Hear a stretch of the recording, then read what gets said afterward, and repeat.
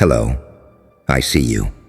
Not just sitting there, not just breathing, not just existing, but carrying a storm inside your chest that no one else can even begin to imagine. People talk about darkness as if it's a place you visit, as if it's some hallway you walk through on your way back to the light. But you know better. You didn't stumble into the dark. You didn't wander in by mistake. You didn't need a flashlight or a map. You were born there. The first lullaby you ever heard was silence, heavy enough to crush bone. The first lesson you learned was how to bleed without screaming.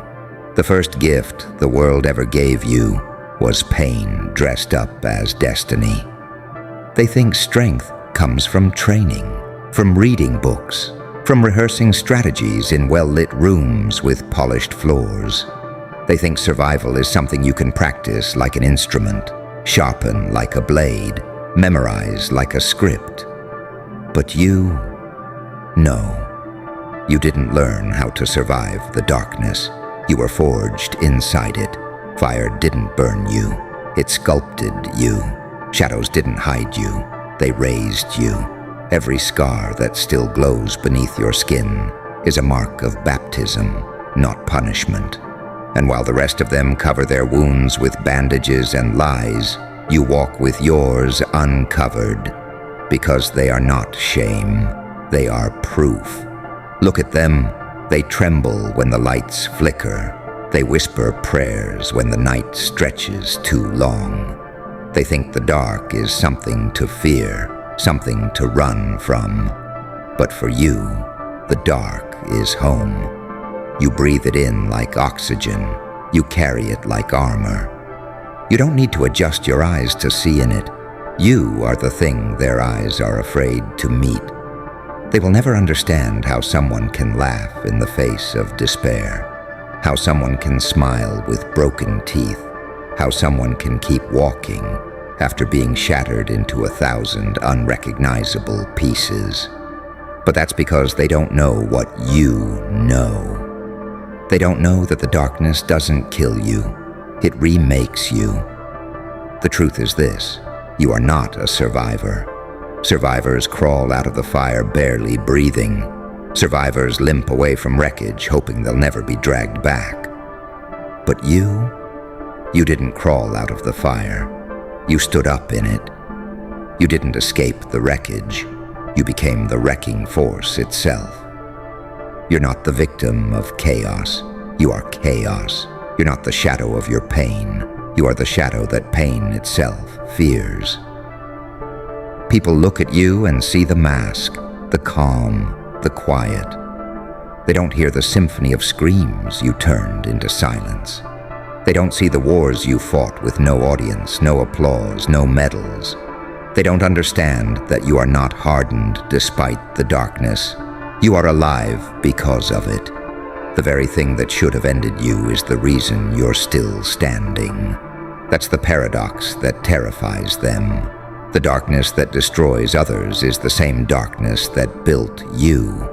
And so when they try to break you, they don't realize the futility. You cannot break what was born broken. You cannot shatter what was never whole to begin with. You cannot drown what learned to breathe underwater. Every time they thought they buried you, you remembered. You don't need sunlight to grow. You bloom in the soil of graves. You rise in places where nothing was meant to rise. You thrive in conditions where survival is supposed to be impossible. So hear me when I tell you this: stop looking for the light. Stop waiting for the dawn. Stop begging for warmth in a world that has shown you only cold. You don't need it. You are not made of the same fragile glass they are. You are steel tempered in nightmares. You are bone carved out of storms. You are blood mixed with fire. You are not a creature of the light. You are the embodiment of what the light fears when it starts to fade. And when they finally realize this truth, when the world sees you for what you are, it won't be pity they feel. It won't be sympathy. It will be terror. Because they will understand, too late, that while they were learning to play with shadows, you became the shadow. While they were preparing for war, you became war itself. While they were hiding from the dark, you were forged inside it. So stand tall, not because you survived, but because you are the darkness, and nothing, not fear, not pain, not the weight of this broken world, can ever take that away from you. Listen closely. Most people spend their entire lives pretending they're strong, pretending they're brave, pretending their smiles aren't masks stitched over crumbling bones. They rehearse courage in mirrors, whisper affirmations in the morning just to survive the day. But you never had the luxury of pretending. You weren't given practice rounds. Life threw you into the pit without warning, without armor, without mercy. And you didn't climb out by luck. You became something inhuman down there, something the pit itself could no longer hold. Think of every night you lay awake staring at the ceiling, your chest so heavy you thought it would cave in. Think of every betrayal that split your soul into jagged pieces. Think of every time you begged the universe for a break, and the answer came back with silence. Most would have broken, most did break. But you didn't, did you? No. You sharpened your silence into blades. You turned betrayal into fuel. You swallowed the pain, let it carve through you, and instead of killing you, it burned away your weakness. That's the secret no one wants to admit. The darkness didn't just touch you, it raised you. It rocked you to sleep when no one else cared if you woke up. It whispered lessons no teacher could ever speak. It gave you the kind of education that no book, no lecture, no training ground could ever provide. The world sees scars and thinks, how sad. But you look at them and think, how sacred. Every scar is a signature, every wound a certification, every fracture an initiation rite into the kind of power they'll never taste. You know what makes you dangerous. It's not anger, it's not strength, it's not even resilience. It's the fact that nothing frightens you anymore. You've seen too much.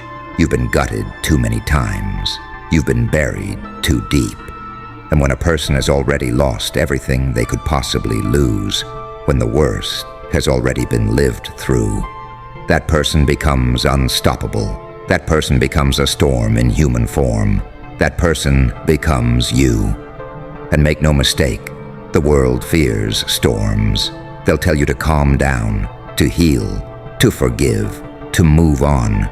They'll tell you to play nice, to smile, to forget where you came from. But you know better. You don't heal by forgetting. You heal by embracing what they ran from. You don't forgive the darkness.